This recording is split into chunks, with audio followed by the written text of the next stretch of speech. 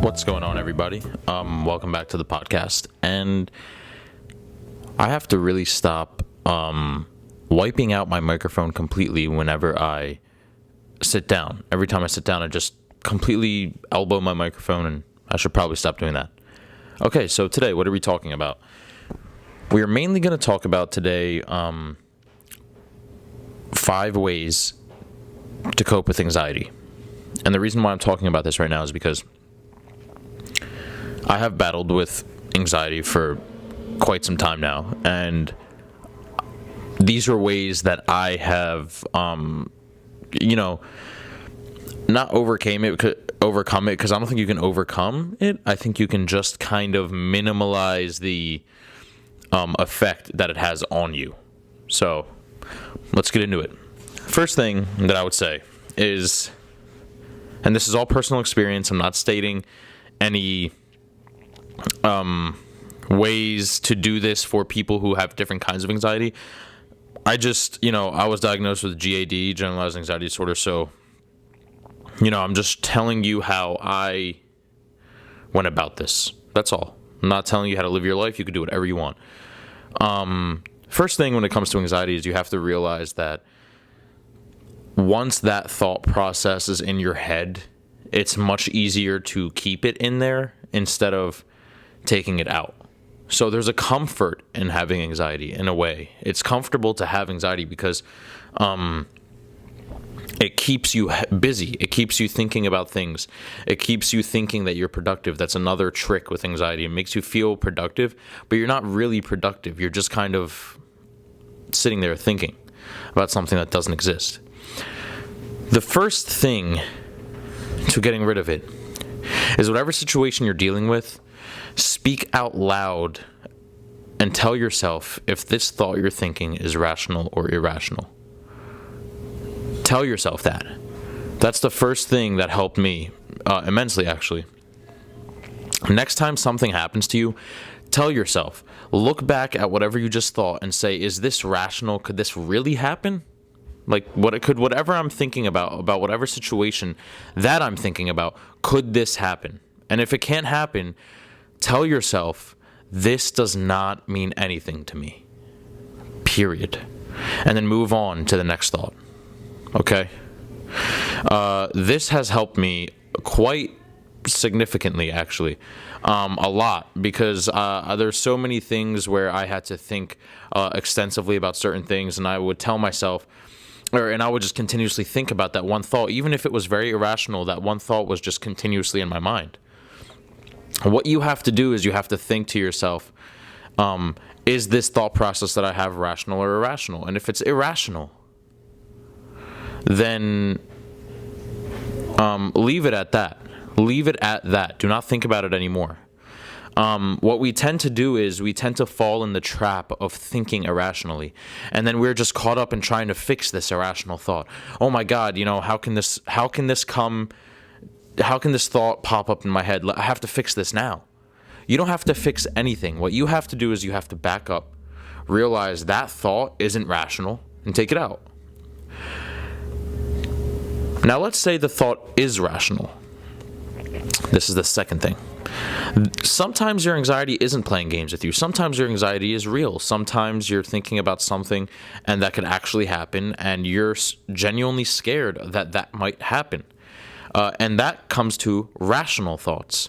If a rational thought scares you, such as somebody tells you, your boyfriend may be cheating on you, or your girlfriend may be cheating on you, and you take their advice, and you see that maybe he or she is acting up a little bit in a different way, and so you start to dissect their behavior. That's rational. That's not irrational at all, because if they're showing signs of cheating, that's rational. You should ask. You should question. Now, when your anxiety comes into play to rational behaviors, what you have to do is think of the worst case scenario of that and get used to that feeling. What happens is, with anxiety, when it comes to rational thoughts, we're afraid of the worst case scenario.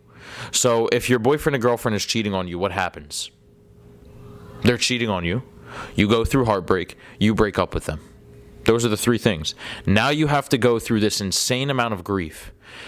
All of that whole process sucks. Nobody wants to go through that. That whole entire process really, really sucks. So now you're sitting there left with this feeling of, oh my God, if this happens, then I have to go through all of these horrible feelings, and I don't want to. So you're stuck in this loop of anxiety and fear. Well, think of that worst case scenario. Think of going through grief and pain, and get used to that. Put your mind through that. And when you put your mind through that, and the worst case scenario does happen, let's say that significant other is cheating on you, now you already prepared yourself for the worst case scenario. So you wipe out the fear, confront that thought. That's number 2. Number 3, change your physical life when your mental life is getting to you. Most of the time with anxiety, we tend to, these are people with insanely immense amount of generalized anxiety disorder. But when you're thinking about something, and this thought is in a loop, it's kind of just in a thought loop. You've dug yourself in the hole, and that thought loop can last for hours, days, months, and I kid you not, personal experience, years. Yes, thought loops can last for years, and you could just sit there thinking about this irrational thought, and it's become so permanent and so immune in your brain that you don't know how to live without that irrational thought that's been looping in your mind for the last God knows how long. So what you do is you start to just sit there in your environment, and your environment reminds you of that thought. Change your environment physically to get yourself out of it mentally. If you've never been to a cycling class, go to one. Yes, go to a cycling class. I'm not kidding. If you've never been to a cycling class, go to one. Try it. Now your day has been changed. Your physical day has been changed. You've gotten your mind off of that topic. If you go to class every single day, and in class you're staring at the board, and all you're doing in class is just thinking about that one topic, nothing's going to change if you just go to class and continue to go back home. Change your physical outlook. Change your physical schedule every single day. That, in turn, will make you very, very comfortable, and it'll make you very it'll make you feel fresh almost. Now, this leads me to my 4th point: environmental anxiety, social anxiety. These things exist. I personally don't really have social anxiety. I just have generalized anxiety, where things that I may or may not worry about situationally, I blow them out of proportion. And now I'm just sitting here thinking about something that doesn't exist, and I just sit there for hours and think about something that doesn't exist. I'm in a thought loop. But when it comes to social anxiety, this is completely different, because it's physical anxiety. It's not emotional. This is physical anxiety. You physically cannot go outside. That's it. Like, you just don't want to go to the party. You don't want to go anywhere. You can't socialize. If this is the case, this goes back to worst case scenario. Think of the worst case scenario that your mind takes you, because at the end of the day, what is anxiety? Anxiety is us avoiding the worst case scenario, us being afraid of the worst case scenario. That's all it is. It's all it is. Anxiety is just us being very, very afraid.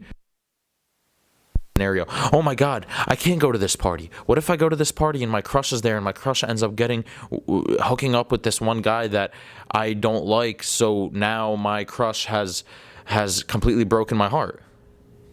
So what I do is, I don't want to go to this party now, because I've completely contracted this thought that just doesn't exist. It never happened. My crush never hooked up with another guy. None of this happened. I made all of this stuff up. Now I'm not going to go out because I made all this stuff up for something that doesn't even exist. Think of that worst case scenario that you're trying to avoid, and get used to it. Get used to the worst case scenario. If you have social anxiety and you think that, I can't go out to this place because if I go out to this restaurant, then there might be germs on the plate, and if I eat the plate, then the germs might infect me and I might die. Okay, let's go that far. Yes, literally think of the worst case scenario and be all right with it. Be all right with it.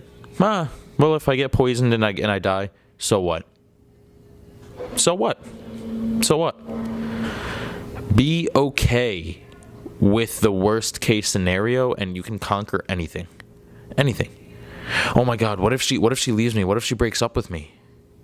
Well, if she breaks up with you, you go through grief, you go through some self-importance, some self-growth, independent growth, build a new life, and you move on. Think of the worst case scenario and be okay with that. And then if she doesn't break up with you, be like, okay, well, she didn't break up with me. Yeah, but you prepared yourself for that worst case scenario. Now you're prepared. Now you have a rational thought process. Because at the end of the day, anxiety just translates to irrationality. We have an irrational thought process. People with, I'm speaking to you guys with generalized anxiety disorder, we don't have a common thought process. We're flawed. We're flawed. When you can't go out, because you're afraid that the sun is going to burn you or something, I don't know. That's sometimes anxiety takes you that far. That's not rational behavior. We're flawed in our thinking. And I've been caught in thought loops for hours. I've literally just laid in bed, stared at the ceiling for the whole day, just in my thought loop. It's paralyzing, it sucks, but you have to mentally train yourself to think of these thought loops as the worst case scenario. You have to think of the worst case scenario in these thought loops and get comfortable with the worst case scenario. So that way, if it happens and you go outside, now you don't care anymore. I can't go outside. Maybe somebody's going to shoot me. I have an irrational fear of guns. Well, if I get shot, I bleed, I go to the hospital. You're scared of that. You're extremely scared of that. Get comfortable with getting shot. Get comfortable with that. That helped me. You have to physically get comfortable of your biggest fears, and that will help you ultimately conquer anxiety. I see a lot of people, and I've tried these methods. I've had GAD for the last 12 years. Since I was a young kid, I was 9 or 10, I've had GAD. And it's traveled with me. Trust me, it's my best friend. Anxiety is my best friend. It travels with me everywhere. So,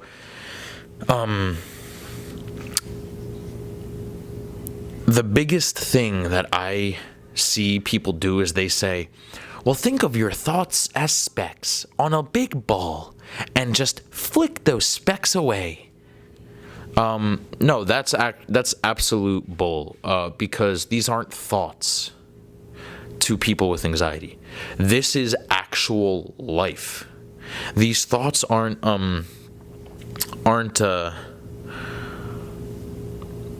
we're dramatic. We're dramatic. An extreme, a little thought such as going to the park to a normal person is going to the park.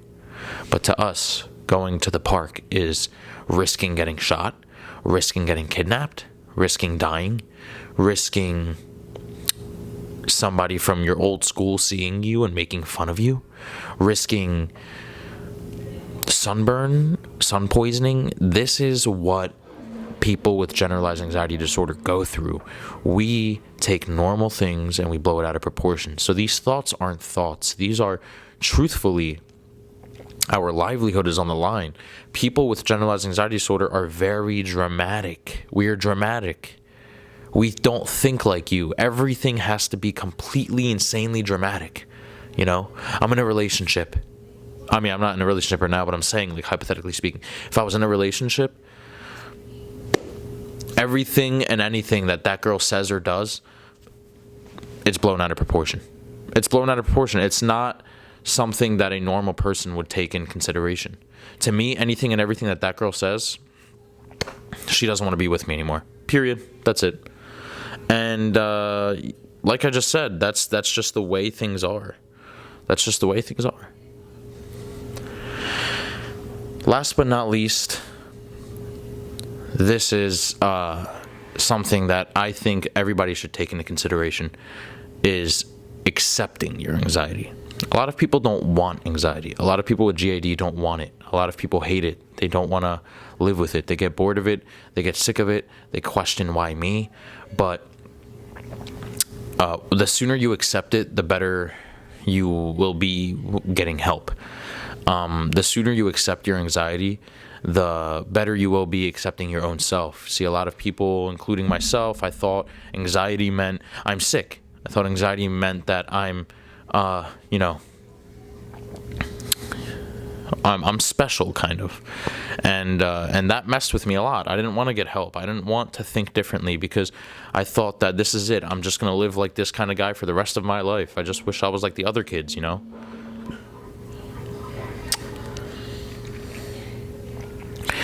It breaks you, and it broke me, and it broke me many times. But sorry. Sometimes I just get a little.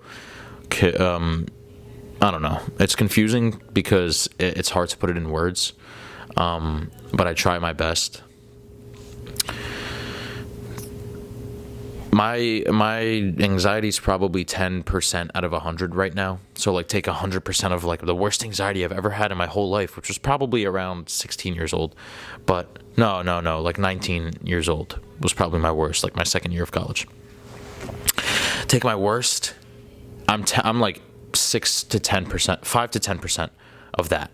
So it's pretty much nothing. But there have been days where I would sit and lay in bed for 5 days straight in these thought loops, and none of them were real.